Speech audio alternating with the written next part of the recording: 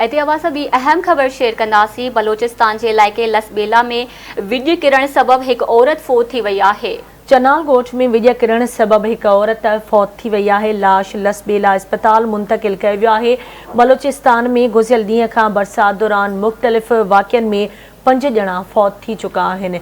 अफ़सोसनाक ख़बर अवां सां शेयर कयूं पिया। बलोचिस्तान जे इलाइक़े लसबेला में विॼ किरण सबब एक औरत फौत थी वई आहे। चनाल ॻोठ में विॼ किरण सबब एक औरत फौत थी वई। लाश लसबेला अस्पताल मुंतकिल किया वियो आहे।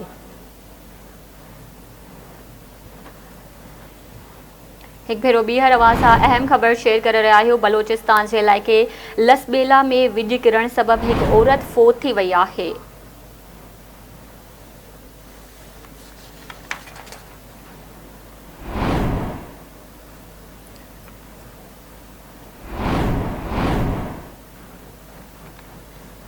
अहम खबर अवां खे ॾियूं पिया। बलोचिस्तान जे इलाइक़े लसबेला में विॼ किरण सबब एक औरत फौत थी वई आहे। चनाल ॻोठ में विॼ किरण सबब एक औरत फौत थी वई।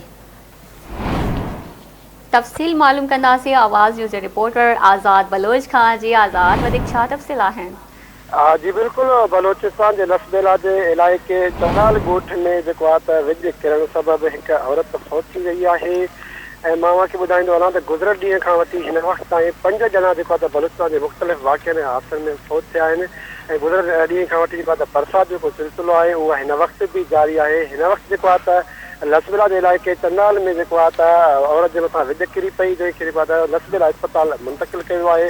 हिन वक़्तु लाश जी ज़रूरी कार्रवाई बाद खेनि लाश वारसनि हवाले कयो वेंदो। ऐं बलोचिस्तान जे मुख़्तलिफ़ वाक़िअनि में हिन वक़्तु ताईं जेको आहे त 5 ॼणा फौत थी चुका आहिनि। जी ठीक है, मुझ मेहरबानी आज़ाद बलोच अपडेट करण लाइ।